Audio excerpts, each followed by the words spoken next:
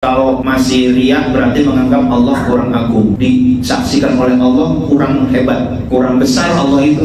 Kenapa? Masih perlu disaksikan orang lain, berarti dia menganggap melecehkan Allah. Dianggapnya Allah itu gak penting. Ada yang lebih penting dari Allah, yaitu manusia. Ada yang lebih agung dari Allah, yaitu persaksian manusia. Bagi orang yang mengagungkan Allah, Allahu Akbar, yang lain kecil, maka disaksikan oleh Allah itu udah lebih dari cukup.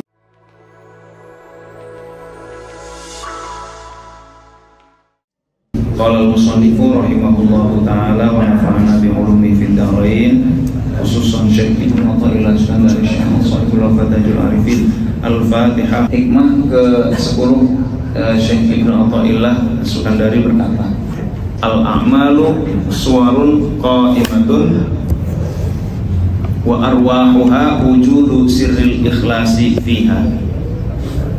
Amal itu adalah suwarun. Suwarun itu artinya gambar, bentuk, tubuh, jasad. Qaimatun yang berdiri tegak. Wa arwahuha dan esensinya dan rohnya, intinya amal, jiwanya adalah wujudu sirril ikhlas, adanya rahasia keikhlasan fiha di dalam amal. Jadi amal itu tanpa ikhlas bagaikan jasad tanpa ruh. Jasad kalau tanpa ruh kira-kira apa yang terjadi? Enaknya diapain? Kubur ya. Kalau nggak dikubur gimana tuh? Bau. Oke. Apalagi kalau jasad tanpa ruh? Awet nggak jasad tanpa ruh itu? Enggak ya. Tak lama kemudian dia busuk, hancur. Yang pertama kali hancur otaknya dulu nih, otaknya lama-lama meleleh, lalu organ-organ lain lama-lama hancur tuh kalau didiemin. Kecuali kalau memang ada program balsem gitu kan di Fir'aun. Kalau Fir'aun itu memang sudah dijanjikan oleh Allah Subhanahu wa Ta'ala diawetkan supaya kita bisa ngambil pelajaran. Maka yang terjadi kalau tanpa ruh itu akan luruh dia, hancur.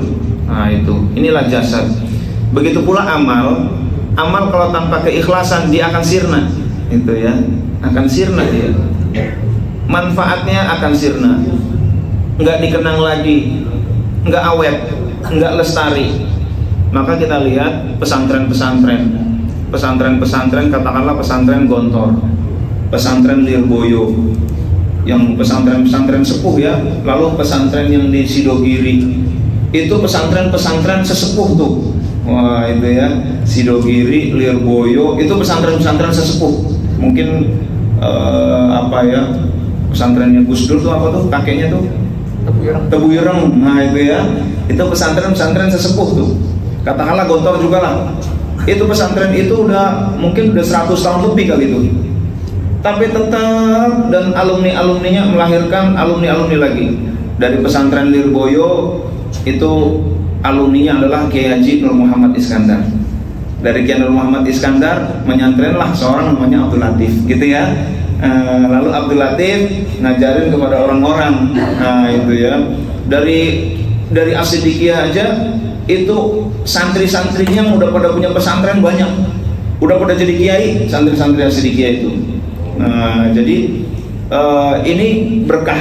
Kenapa? Salah satunya adalah ikhlas. Jadi kalau amal kita ikhlas, insya Allah manjang. Tuh ya. Mendirikan pesantren ikhlas, manjang. Itu. Kalau belum manjang, cek jangan-jangan belum ikhlas atau memang ikhlasnya dalam bidang yang lain. Nah, begitu ya. Maka itu pesantren-pesantren yang umurnya 100 tahun lebih masih hidup, masih berkembang, santrinya banyak. Lirboyo itu satu tempat itu kurang lebih 30.000 tuh santrinya tuh. Ya, kalau kita ke Lirboyo itu satu pesantren itu satu komplek kayak satu RW sendiri dia. Ya Allah itu ya, komplek Lirboyo itu ada Sanawiyah, ada SMP, ada Aliyah, macam-macam di situ, komplek gitu. 30.000 menyantren, Masya Allah. Dari dulu puluhan ribu. Ya Allah, itu gimana ngaturnya ya? Udah kayak negara dah tuh. Jadi itu bukti bahwa memang pendirinya adalah orang-orang yang ikhlas. Kalau nggak ikhlas, amal kita luruh, amal kita bakal sirna, nggak lestari. Nah itu ya. Maka ketika kita ingin beramal, cek keikhlasannya. Tanpa ruh, amal kita bagaikan jasad tanpa ruh. Kalau jasad tanpa ruh, yang pertama luruh. Yang kedua, itu kalau nggak disimpan, itu keburu bau gitu ya. Nanti kalau nggak dikubur, keburu bau. Yang ketiga, tak ada nilainya, tak bernilai, bukan tak ternilai ya, tak bernilai. Nah itu. Maka teman-teman hadirin dan hadirat yang dimuliakan oleh Allah Subhanahu wa Ta'ala, kalau kita ingin amal kita itu lestari, amal kita itu panjang manfaatnya, sedekahnya jariyah mengalir pahalanya kepada kita, keikhlasan yang mesti kita cek. Nah itu ya. Tanpa keikhlasan, insya Allah amal kita manfaatnya sebentar.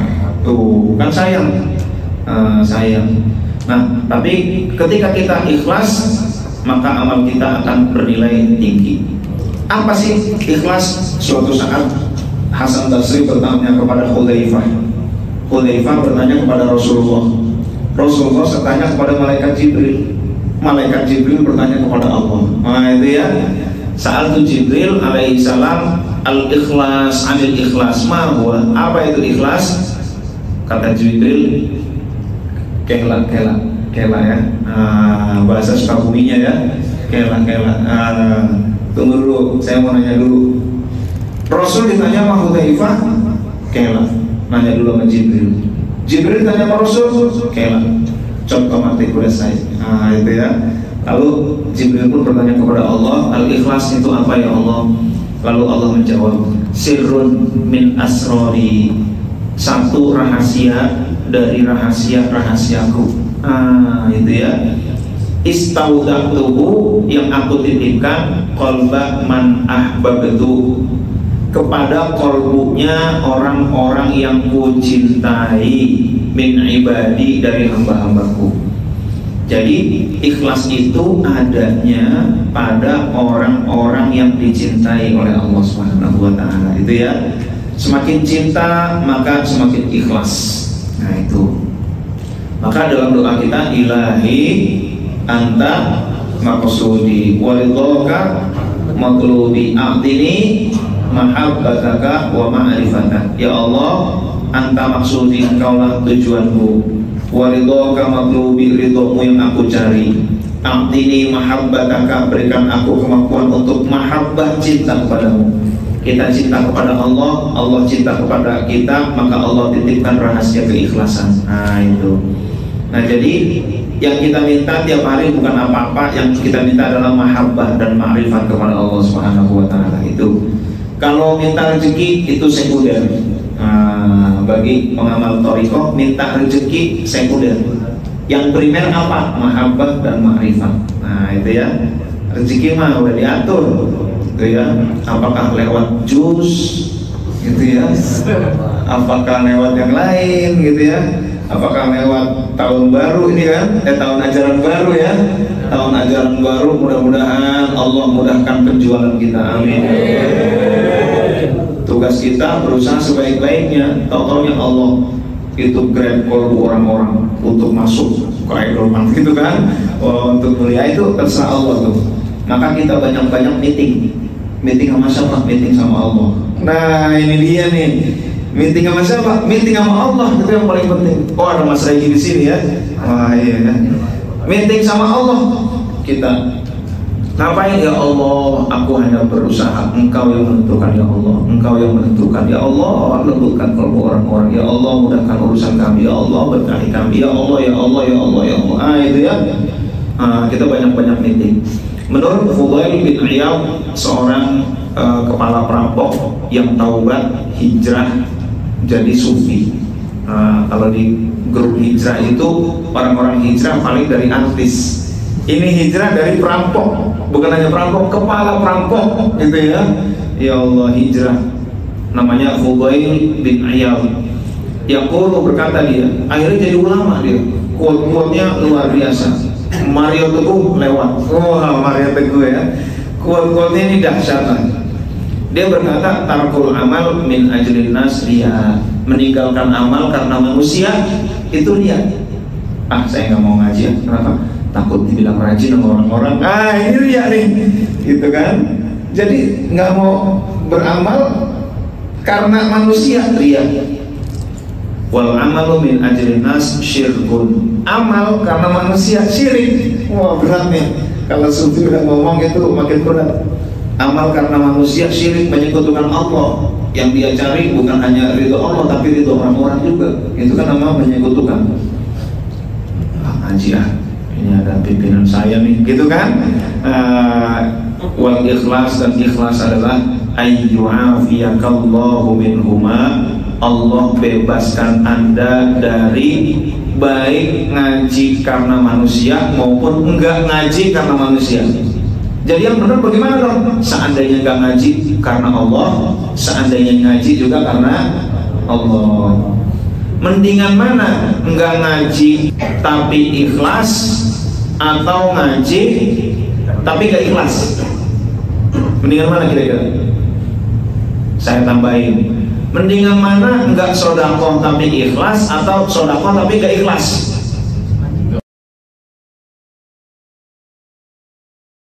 Bikin masjid, orang-orang takut ria, akhirnya gak pada sodakoh, gitu kan?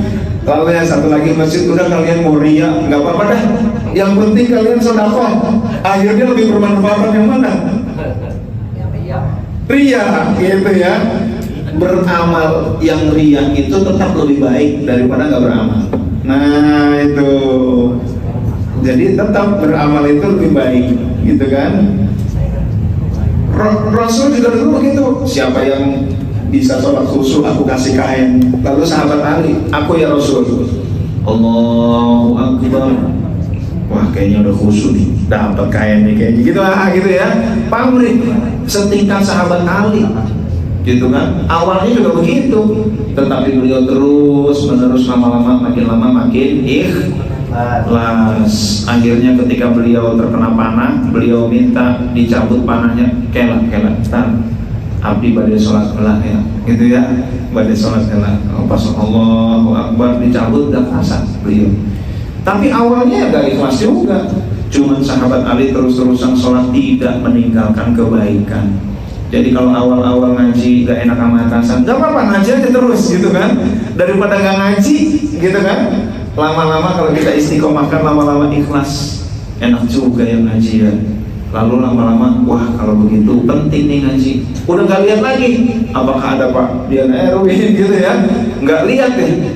Apakah wah nih nggak ada Pak Heri nih, nggak usah masuk dah, begitu kan. Misalkan tengok-tengok Pak Heri ada apa enggak ya, gitu kan. Misal gitu ya. Tapi kita bukan kepada orang lain, kita kepada diri kita aja. Oke, kita lanjutin. Jadi intinya apapun perbuatan kalau karena manusia itu nggak benar. Tapi meskipun karena manusia itu pun lebih baik daripada nggak berbuat, gitu ya. Oke, hierarki ikhlas saya sudah pernah menyampaikan. Ada hierarki ikhlas, ada 3. Pertama, dia berbuat karena Allah dan dunia. Bahkan bisa jadi Allahnya kecil, dunianya gede. Ngapain kamu sedekah? Biar hartanya makin banyak. Kamu dagang itu sedekah biar apa? Biar satu hari jusnya yang beli banyak, gitu kan? Misal itu karena dunia.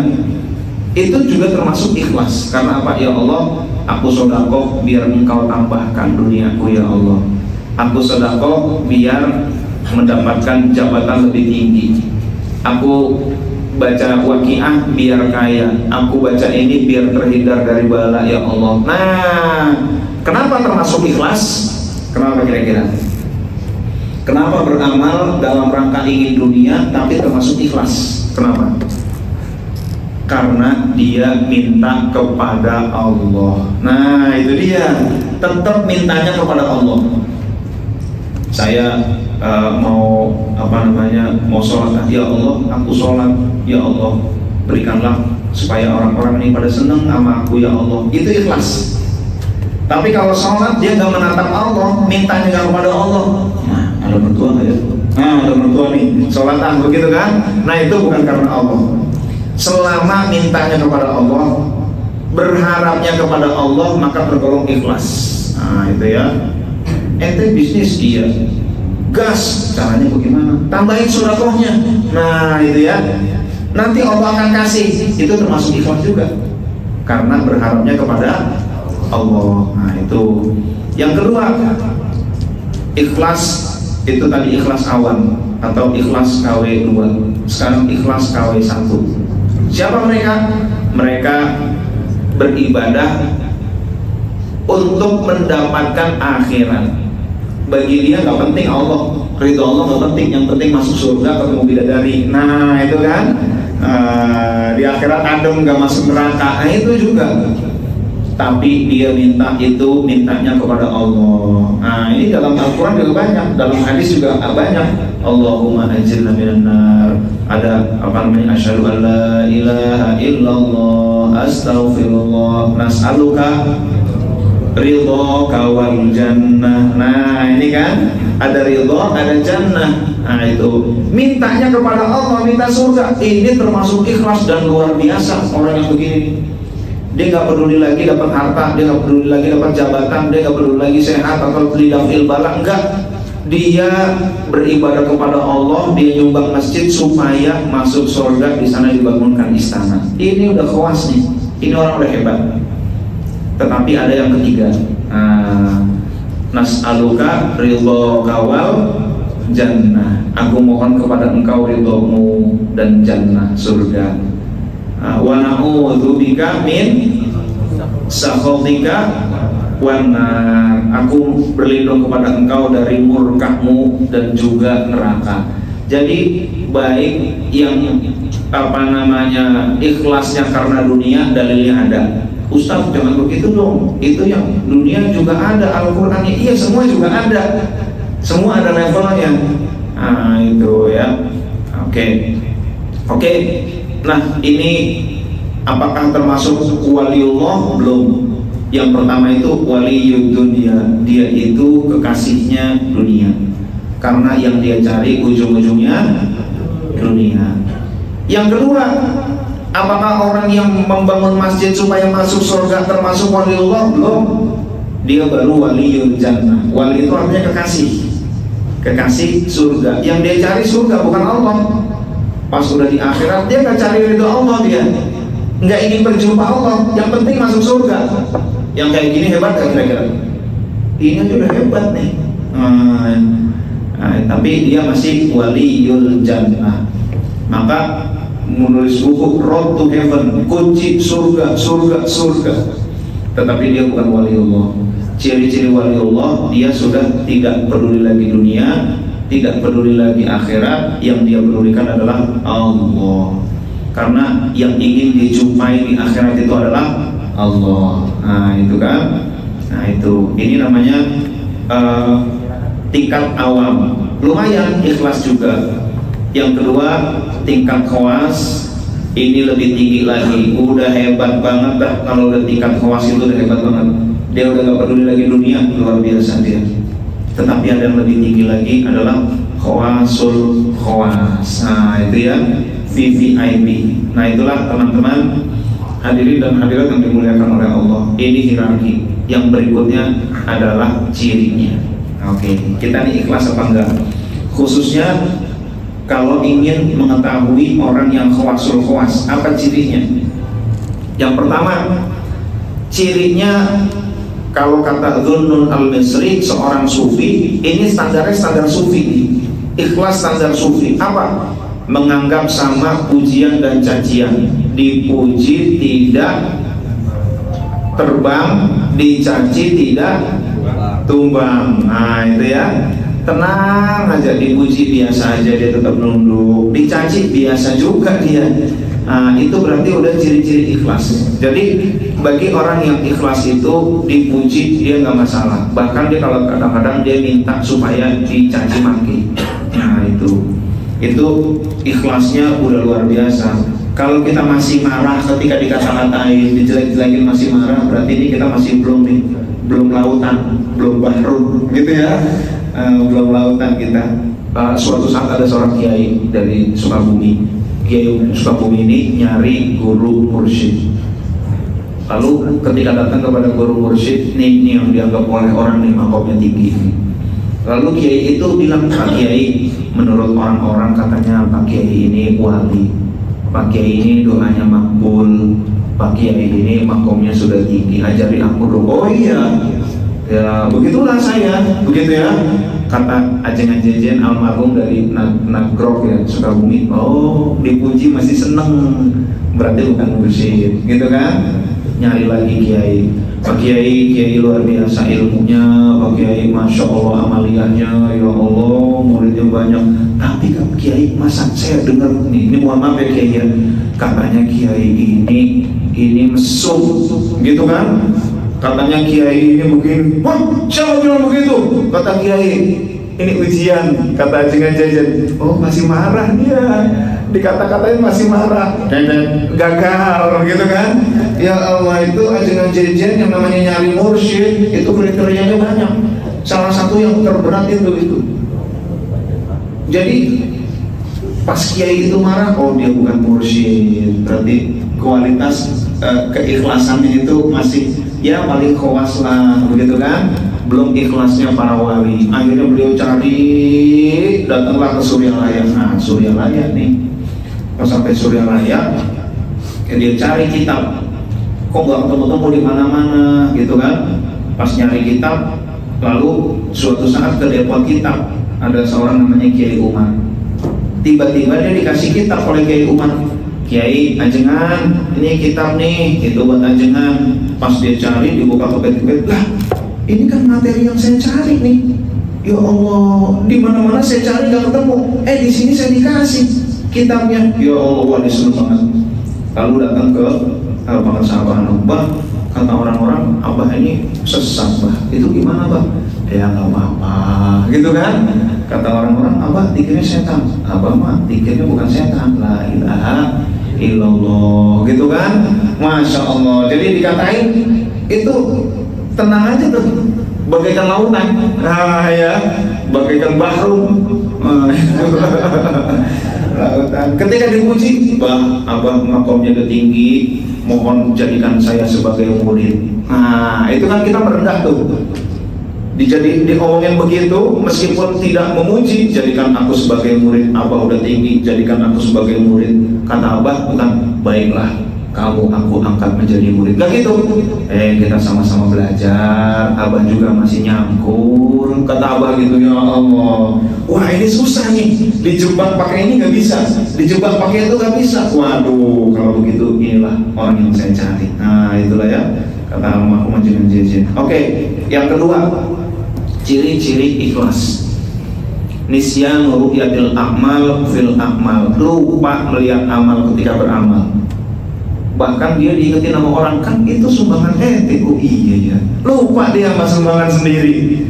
Ada yang begitu, ada yang gak lupa sama sumbangan sendiri. Orang-orang udah lupa dia ingetin, gitu ya. Inget gak? Dulu kan saya waktu itu yang nyumbang. Ya Allah, tahu nggak 20 tahun lalu siapa tuh yang nyumbang masjid 1M? Nih orangnya, orang udah pada lupa loh. Ya, di satu sisi orang-orang udah pada lupa, dia ingetin. Tapi orang yang ikhlas itu bahkan dia lupa dengan sumbangannya sendiri. Jadi ciri yang kedua, lupa akan amalnya sendiri. Kenapa? Selama kita masih ingat akan amal kita, masih berpotensi hilang. Dulu 20 tahun lalu yang nyumbang 1M nih orangnya hilang. Itu ya, dulu orang kepada tahu, dikasih tahu, dibuka sama dia rahasianya, hilang lah dia. Nah itu. Jadi kalau sudah lupa amalnya, nah itu ikhlas tuh. Yang ketiga, nisyanu iqtidha'i thawabil amal fil akhirah. Dia lupa minta amalnya, minta pahala amal di akhirat. Minta pahala amal di akhirat, lupa dia. Karena apa? Yang dia tatap hanya Allah, yang dia cintai hanya Allah. Surga aja bahkan dia lupa minta. Yang penting aku berjumpa engkau ya Allah. Masya Allah, itu udah tinggi nih. Oke. Nah hadirin dan hadirat yang dimuliakan oleh Allah, maka kalau sudah fokus Allah, itu masalah-masalah jadi hilang. Nah, itu namanya damai bersamamu. Hanya padamu Tuhan tempatku berteduh dari semua kepalsuan dunia, gitu ya. Kalau kita fokus pada Allah, saya mau tanya teman-teman, kalau kita dapat masalah, fokusnya kira-kira kemana? Ada yang fokus pada masalah, ada yang fokus pada solusi, dia kerja keras mencari solusi. Tapi ada orang yang ketiga, fokus kepada Allah. Orang yang fokusnya kepada Allah, ya Allah, aku memang mencari solusi, tetapi Engkaulah yang memberi solusi, ya Allah. Dia ingat kepada Allah, dia menatap Allah, lalu dia minta kepada Allah, dia komunikasi kepada Allah, Allah. Masalah seabrek-abrek tuh kayak hilang. Nah, kalau di dunia ini kita banyak masalah, jangan-jangan kita kurang menatap Allah, kurang menghadap Allah kalbu kita. Tapi kalau kalbu kita menghadap Allah, masalah itu hilang semua. Coba sekarang perhatikan nih teman-teman ya. Perhatikan tulisan Allah, jangan lihat ke samping-samping. Oke, terus aja itu, terus aja. Ya beri dikit nggak apa-apa kedip, tapi habis itu ke situ aja. Ke satu titik tuh, terus. Mau dipincingkan mata juga boleh juga. Mau pincingkan mata boleh. Kalau agak pincingkan mata, apa agak setengah-setengah merem, fokus pada dia, pada Allah.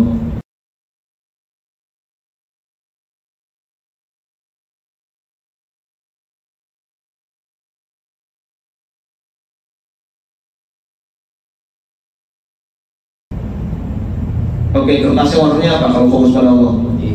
Putih ya? Ada nggak warna lain? Fokus ya? Nggak ada ya? Bersih bener ya? Sekarang fokus pada yang lain. Jangan melihat lafaz Allah. Banyak nggak warna? Banyak. Orang kalau fokus pada Allah itu masalah-masalah hilang semua tuh. Kalau nggak percaya, coba aja. Kita banyak zikir kepada Allah, zikir jahri, zikir khofit. Allah di dalam kalbu kita. Akhirnya kerja juga, ya Allah, aku punya target, ya Allah, ini tahun pelajaran baru, ya Allah, ini target begini, tapi Engkau yang memberikan kemudahan, Engkau yang memberikan keberkahan, ya Allah. Tidak ada kemudahan kecuali kemudahan dari Engkau, ya Allah, ya Allah, ya Allah, ya Allah. Dia kerja, tapi kalbunya menghadap Allah. Nah itu, maka hilang tuh semua masalah tuh. Masalah rumah tangga dekat dengan Allah hilang, gitu ya. Contohnya Allah berikan solusi-solusi. Oke, sekarang satu simulasi lagi. Oke, are you ready? Ready. Sekarang lihat lafaz Allah itu ya. Oke, fokus lafaz Allah.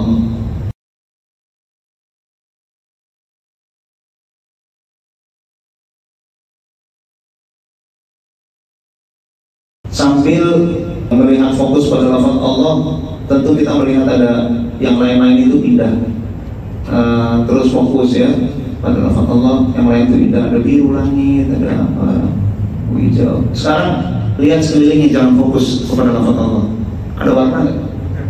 Black white ya, grey gitu ya. Hidup juga begitu. Kalau fokus kita pada Allah, indah semuanya. Kalau hidup kita sumpah, susah, hancur, belangsak gitu ya. Jangan-jangan kita memang tidak menatap Allah. Jangan-jangan kita nggak fokus pada Allah. Fokusnya pada apa? Masalah dipikirin terus, makin lama makin stres kita. Ya Allah, itu ya. Jadi kita harus fokus kepada Allah Subhanahu wa taala agar hidup ini lebih indah. Apa kata ini ya? Hidup ini indah bila ku selalu ada di sisimu setiap waktu. Nah itu ya. Hingga aku hembuskan nafas yang terakhir, kita pun bertemu. Nah itu. Kira-kira bertemunya dengan siapa? Allah. Nah itu lagu Ahmad Dhani ya. Judulnya apa? Nah itu saya sendiri lupa tuh. Apakah satu, apakah apa satu lah barangkali. Nah jadi begitu teman-teman, ketika kita fokus kepada Allah, hidup ini indah. Tapi kalau kita nggak fokus kepada Allah, fokusnya pada masalah terasa makin berat, gitu ya. Udah masalah ekonomi, masalah rumah tangga, masalah karir, masalah sosial. Ya Allah, berat. Maka teman-teman, makin banyak urusan kita, makin fokus kepada Allah. Tuh, kalau mau tetap nikmat hidup ini. Kalau enggak, makin banyak urusan, makin stres. Nah itu, makin tinggi jabatan harus makin fokus kepada Allah. Kalau enggak ya makin stres. Itu kita serahkan aja kepada Allah, fokus kepada Allah, karena tidak ada kemudahan kecuali kemudahan dari Allah. Oke.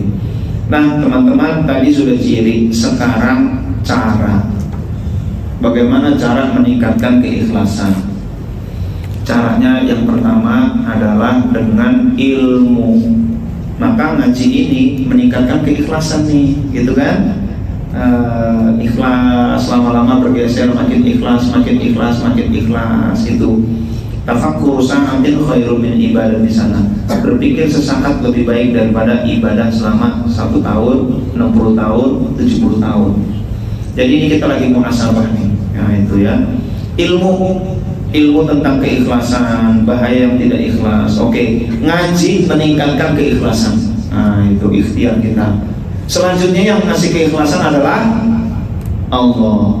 Tugas kita berikhtiar. Maka yang ngaji aja belum tentu ikhlas, apalagi kalau enggak ngaji. Ya Allah, itu ya. Yang kedua, beramal. Jangan tinggalkan amal meskipun tidak ikhlas. In tubdus sadaqati fa ni'ma hiya wa in tukhfuha wa tu'tuha al-fuqara fa huwa khairul lakum. In tubdus sadaqat, kalau kamu menampakkan sedekah, menginspirasi orang lain, fa ni'ma hiya, alangkah bagusnya itu. Yuk sedekah yuk, saya awalin ya. Itu bagus. Asal 2 hal. Pertama, niatnya menginspirasi. Yang kedua, dia selamat dari riya dan menyakiti. Nah itu ya, kuncinya 2. Apalagi kalau kita sedekah, kemarin ada yang nanya, Ustaz, kalau saya sedekah saya diem-diem, tapi kepada anak supaya dia terinspirasi, bisa mengikuti. Saya ngomong bagaimana Ustaz? Oh iya, ngomong sama anak buat apa? Bukan untuk riya-riyaan tentunya, untuk menginspirasi. Nah itu tetangga kita kasihan, aku nggak jadi umroh. Nah kenapa mama nggak jadi umroh? Karena itu tetangga kita perlu, maka mama kasih itu, tapi diam-diam ya. Nah ini kamu aja yang tahu, ini menginspirasi. Kata anaknya, gila bener emak gue, gitu kan. Yang ketiga, mujahadah. Walladzina jahadu fina lanahdiyannahum subulana. Kalau belum bisa ikhlas, terus saja lanjutin. Insya Allah suatu saat perbuatan itu akan menggiring kita menuju keikhlasan. Sedekah belum bisa ikhlas, sedekah aja terus. Sedekah 100.000 nggak ikhlas, aduh 100.000, sedekah lagi 1 juta, gitu kan? 1 juta akhirnya dengan sedekah 100.000 nggak terasa dia. Cara ikhlas berikutnya adalah mencukupi Allah sebagai saksi. Wa kafa billahi syahida, dan cukuplah Allah sebagai saksi. Nah itu ya, tadinya mau ngantuk diteriakin lagi sama Ustaz ya. Jadi kalau masih riya berarti menganggap Allah kurang agung, disaksikan oleh Allah kurang hebat, kurang besar Allah itu. Kenapa? Masih perlu disaksikan orang lain, berarti dia menganggap melecehkan Allah. Dianggapnya Allah itu gak penting. Ada yang lebih penting dari Allah, yaitu manusia. Ada yang lebih agung dari Allah, yaitu persaksian manusia. Bagi orang yang mengagungkan Allah, Allahu Akbar, yang lain kecil, maka disaksikan oleh Allah, itu udah lebih dari cukup. Nah itu, cukuplah Allah sebagai saksi. Gak apa-apa orang gak tahu, yang penting Allah tahu. Nah ini ya. Berikutnya, doa ikhlas antara lain ini, Allahumma lakal qul, ya Allah, untukmu segalanya, dengan izinmu segala hal bisa terjadi, darimu segalanya, kepadamu segala hal, engkaulah segalanya, segalanya di atas segalanya ya Allah. Nah itu ya, pergaulan. Ini bukan berarti suami 1 istrinya 5 ya, bukan. Maksudnya pergaulan yang bagus gitu kan, pergaulan kan yang bagus-bagus. yang imannya bagus, ikhlasnya bagus, begitu. Nah, bergaul, karena kita bergaul dengan 10 orang flu, insya Allah kita kena flu. Bergaul dengan 10 orang sakit mata, kita juga kena sakit mata juga. Dan bergaul dengan orang-orang ikhlas, kita kecipratan ikhlas. Terakhir, kalau ini adalah cara untuk meningkatkan keikhlasan adalah memperbanyak kalimat ikhlas, la ilaha illallah. Nah, maka mudah-mudahan kalimat yang kita istiqomahkan ini, yang kita banyak ucapkan ini bisa mempengaruhi keikhlasan kita. Kita ikhtiarkan keikhlasan dan pada akhirnya Allah yang memberikan keikhlasan kepada kita. Amin ya rabbal alamin. Dan ketika kita ikhlas, insya Allah amal kita adalah amal yang abadi. Amin ya rabbal alamin.